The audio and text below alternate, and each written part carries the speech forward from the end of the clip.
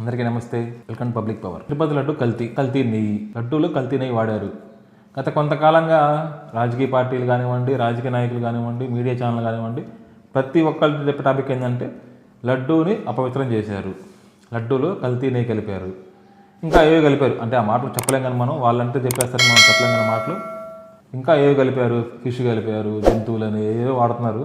ఎలా అయిపోయిందంటే లాస్ట్కి అది పొలిటీషియన్స్ కానీ మీడియా వాళ్ళు కానివ్వండి, ఇంత ఇంపార్టెంట్ విషయాన్ని పబ్లిక్లో ఎలా వెళ్తుంది అంటే మనం చెప్పే మాట పబ్లిక్లో ఎలా రీచ్ అవుతుంది, అలా ఆలోచించట్లేదు. ఎలా అంటే ప్రతి పొలిటికల్ లీడర్ కూడా కూర్చొని మీడియా ముందు వచ్చేసి లడ్డూలో ఐ కలిపారు, యానిమల్ ఐ కలిపారు, పిగ్గు కలిపారు, ఫిష్ కలిపారు, వాళ్ళ ఇష్టం. దానికి నోటికి అంతం అదుపు పాపం పుణ్యం ఏమీ లేవు. ఇంకా నోటికి ఎదిస్తే అది ఒక పార్టీ గురించి చెప్పేది. ఏ పార్టీ అయినా సరే ప్రతి పొలిటీషియన్స్ కూడా ఎలా మాట్లాడారంటే ఇంత పవిత్రమైన లడ్డు గురించి, ప్రపంచంలోకెల్లా ఫేమస్ అయిన దేవుడి గురించి, ప్రపంచంలో ఫస్ట్ పొజిషన్లో ఉన్న గుడి గురించి, ఆ గుడికున్న పవిత్రత గురించి మర్చిపోయి లడ్డు అంటే దాదాపు 100 సంవత్సరాల నుంచి 100 కోట్ల మంది పైగా హిందువులకి ఎంతో ఇష్టమైన ప్రీతిపాత్రమైన లడ్డు.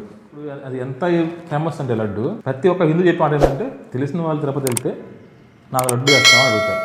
అంటే అట్లా 120 కోట్ల మంది పైగా ఉన్న హిందువులకు ఇష్టమైన ఒక ప్రసాదాన్ని నోటికి వచ్చినట్టు, అది నిజమా కాదా తెలియకుండా, అలాంటి ఎంక్వైరీ చేయకుండా, అది ఏ పార్టీ అయినా సరే, ఒక పార్టీ గురించి అన్నారం కాదు, ఇద్దరే చెప్పేటప్పుడు ఎలా చెప్తున్నారంటే లడ్డు గురించి ఆ కోపం అంతా, అంటే ఎదుటి పార్టీ మీద కోపాన్ని చెప్పడం కోసం ఆ లడ్డూని బస్ట్ పట్టించారు. ప్రపంచం వ్యాప్తంగా ఫేమస్ అయిన లడ్డూని, ఎంతోమందికి ఇష్టమైన లడ్డూని ఒక భ్రష్టు పట్టించి దాన్ని చీఫ్ చెండాడారు. లడ్డూని ప్రభుత్వంలో ఉన్న పార్టీ ఒక ఆరోపణ చేసింది, లడ్డూలు కలిపారు అడ్డమైనవన్నీ. అంటే మేము అనలేం కదా అన్నమాట, వాళ్ళంటే అనేస్తారు ఫ్రీగా, మేము భక్తులం కదా, అనలేక అడ్డమైనవన్నీ కలిపారు. మీరు కూడా దయచేసి ప్రభుత్వంలో కానీ ప్రతిపక్ష పార్టీలు కానివ్వండి, ప్రెస్ మీట్లో కానివ్వండి, మీటింగుల్లో కానివ్వండి, ఆ టాపిక్ వచ్చినప్పుడు, ఏది లడ్డు టాపిక్ వచ్చినప్పుడు కల్తీ జరిగింది మాట చెప్పండి. కనీసం ఆ ఓట్స్ ఉన్నాయి కదా, మీరు వాడిన ఓట్స్, అడ్డమైన ఓట్స్ ఉన్నాయి కదా, పనికిమాలిన ఓట్స్ ఉన్నాయి కదా, ఒక లడ్డు గురించి వాడారు కదా ఓట్స్, యానిమల్లని, బాత్రూమ్లని, ఫిష్ అని, అదని ఇదని వాడారు కదా. దయచేసి ఇవాళ నుంచి సరే ఆ ఓట్స్ వాడవాకండి.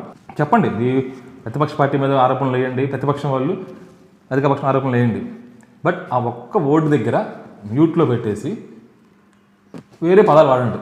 అపవిత్రమైందనో, లడ్డూలో వేరే అని కలిపారనో, కల్తీ అని వాడండి. కానీ దయచేసి ఆ అడ్డమైన ఓట్స్ వాడకుండా, చండాలమైన ఓట్స్ వాడకుండా చెప్పండి. ఏ నాయకుడైనా సరే, వైసీపీ అయినా, టీడీపీ అయినా, జనసేన అయినా, బీజేపీ అయినా, మీడియా వాళ్ళైనా సరే, అసలు ఎలా అయిపోయిందంటే కనీసం రాజకీయ పార్టీ అయినా కొంచెం ఒక రకంగా మాడుతున్నారు. అసలు మీడియా వాళ్ళు ఒక అడుగు ముందుకేసి బాత్రూమ్ క్లీనర్లు వాడారని, ఆయన పేరు మూర్తి గారు ఉన్నారు, టీడీ5 గారు, ఆయన అయితే మీరు ఏమైనా అనుకోండి ఇది వాడారు అనేస్తున్నాడు. సెన్సార్ లేవు కదా మీడియా వాళ్ళకి, అడ్డు అది ఏముంది, సెన్సార్ లేదు, వాళ్ళ రూల్స్ లేవు, వాళ్ళు చెప్తే నిజం, వాళ్ళు తప్పంటే తప్పు, ఒప్పంటే ఒప్పయింది కదా.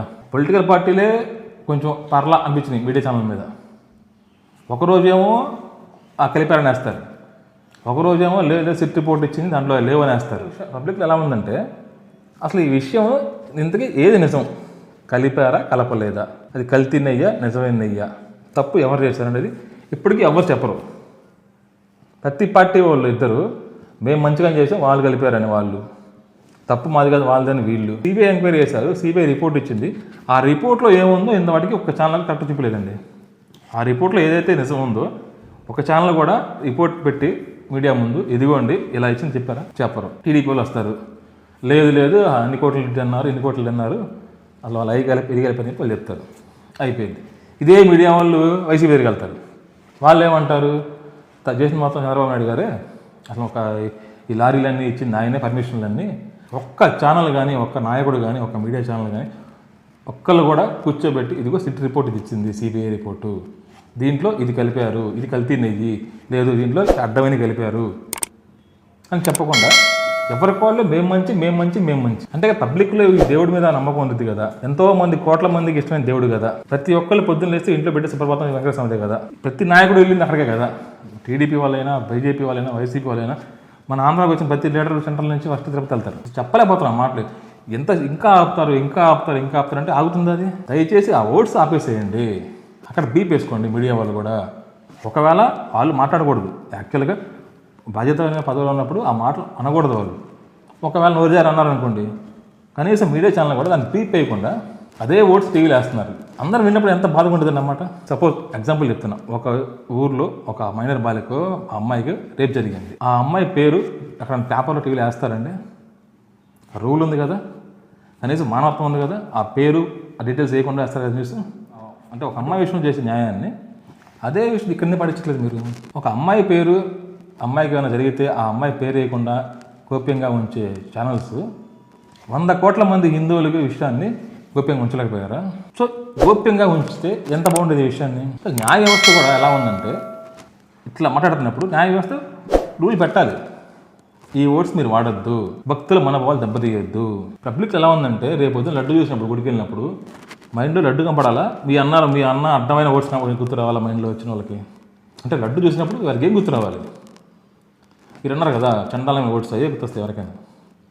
మీరు ఆ రేంజ్లో దాన్ని ప్రభావం చేశారు లడ్డుని.